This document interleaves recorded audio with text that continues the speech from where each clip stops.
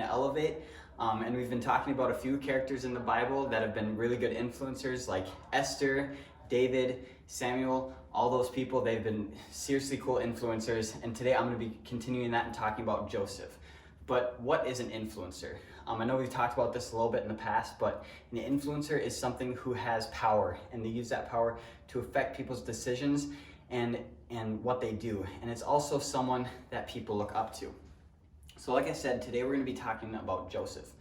And Joseph was the son of Jacob, not the Mary and Joseph, like baby Jesus Joseph. We're going to be talking about the Joseph who is in Genesis, and the Joseph who is more of the New Testament. He was the son of Jacob, and he had 10 other brothers. And Joseph was really favored by Jacob, his dad. Jacob really loved Joseph. He was his favorite son. And because of that, he got this really cool coat. You might know the play Joseph and the Technicolor Dreamcoat. That's based off of this. And Jacob really loved Joseph, and he gave him this really cool coat. And one day Joseph came up to his brothers, and he told them about this dream that he had. Basically, it was about this dream where basically he explained that they all bowed down to him as king. And his brothers really didn't like that. I don't know who would like that, but his brothers didn't really like that. And so they went and they sold him into slavery. And he became Potiphar's servant. And as Potiphar's servant, he was supposed to do everything that they asked, or everything that he asked. And he, being with Potiphar noticed that everything that he did with excellence, and he succeeded at. And it says in Genesis 39:2, the Lord was with Joseph, and so he succeeded in everything he did under Potiphar. So Joseph succeeded in everything he did, and Potiphar noticed that. And so he kept promoting Joseph and promoting him, and he eventually became second in command to Potiphar. And he was just raised up to this very high position, and he was very respected in Egypt.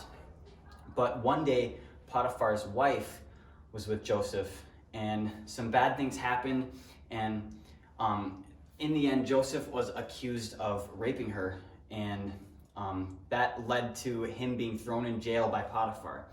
And in jail, he was in this really awful situation, but God was still with him in that situation, and he still put all his trust in God. And because of that, he was able to make some friends with the jail guards, and he rose up to this really high position in the jail.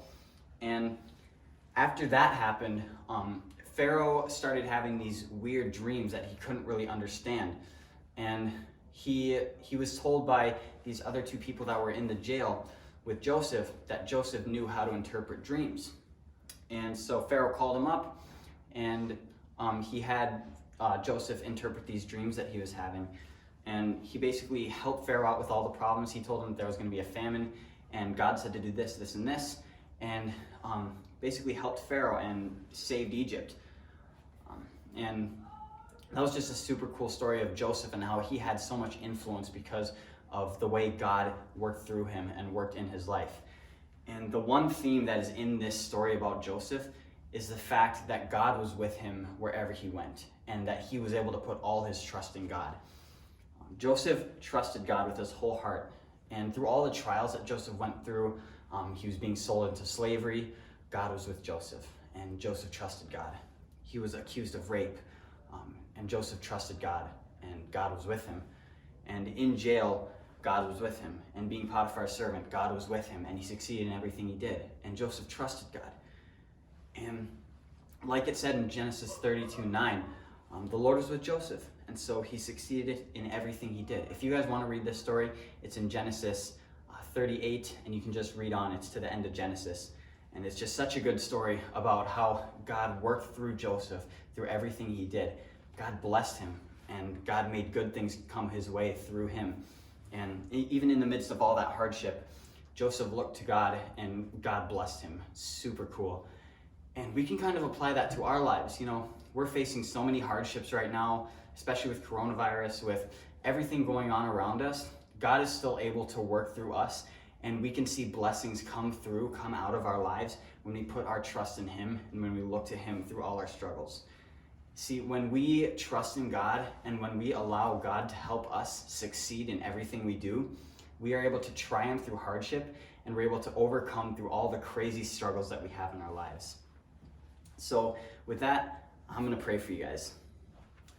God, we thank you so much for you being able to work through us and being able to just move in our lives, God.